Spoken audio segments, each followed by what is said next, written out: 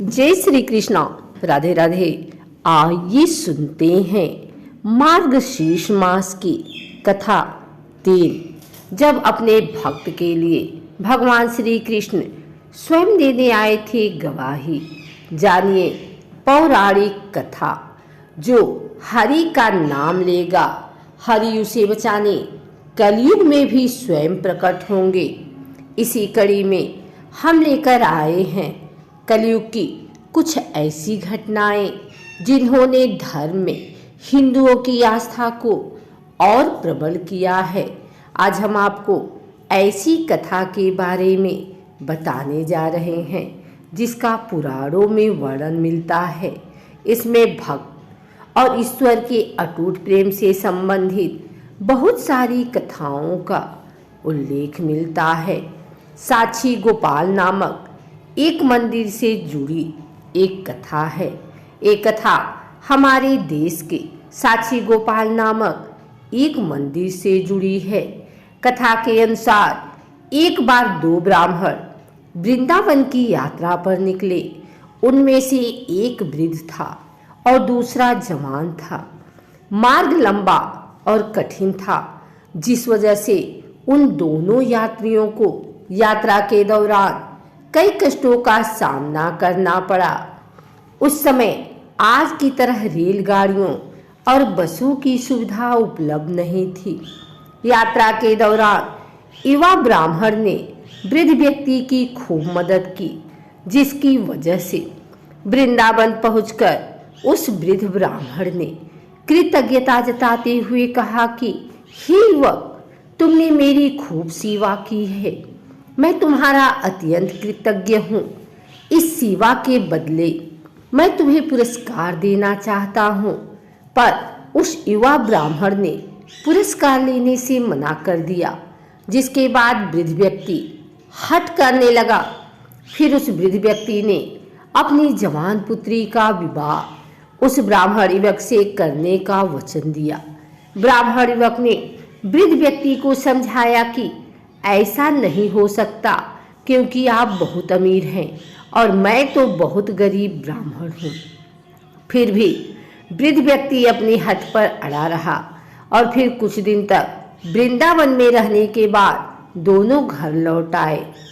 वृद्ध व्यक्ति ने सारी बातें घर पर आकर बताई कि उसने अपनी बेटी का विवाह एक ब्राह्मण से तय कर दिया है, पर पत्नी को ये सब मंजूर नहीं था। उस वृद्ध पुरुष की पत्नी ने कहा कि अगर आप मेरी पुत्री का विवाह उस युवक से करेंगे तो मैं आत्महत्या कर लूंगी। कुछ समय व्यतीत होने के बाद ब्राह्मण युवक को चिंता होने लगी कि वृद्ध अपने वचन को पूरा करेगा या नहीं।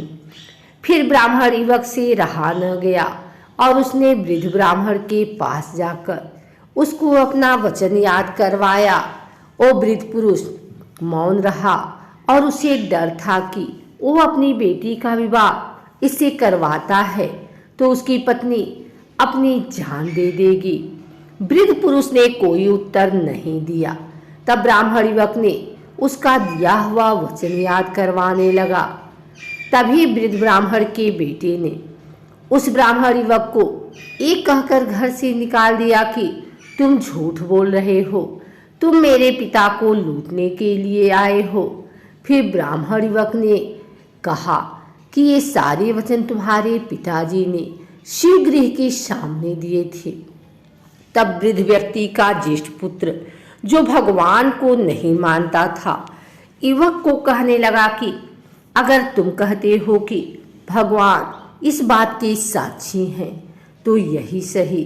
अगर भगवान प्रकट होकर इस साक्ष्य दें कि मेरे पिता ने वचन दिया है तो तुम मेरी बहन के साथ विवाह कर सकते हो। तब युवक ने कहा, हाँ, मैं भगवान श्री कृष्ण से कहूँगा कि वो साक्षी के रूप में आए। उसे भगवान श्री कृष्ण पर पूरा विश्वास था कि भगवान श्री कृष्ण उसके लिए वृंदावन से जरूर आएंगे। फिर अचानक वृंदावन की मूर्ति से आवाज सुनाई दी कि मैं तुम्हारे साथ कैसे चल सकता हूँ, मैं तो मात्र एक मूर्ति हूँ। तब उस युवक ने कहा कि जब मूर्ति बात कर सकती है तो साथ भी चल सकती है। तब भगवान श्री कृष्ण ने युवक के समक्ष एक शर्त रख दी कि तुम मुझे किसी भी दिशा में ले जाना, मगर तुम पीछे पलट कर नहीं देखोगे। तुम सिर्फ मेरे नुपुरों की ध्वनि से ये जान सकोगे कि मैं तुम्हारे पीछे आ रहा हूँ। युवक ने उनकी बात मान ली और वो वृंदावन चल पड़े।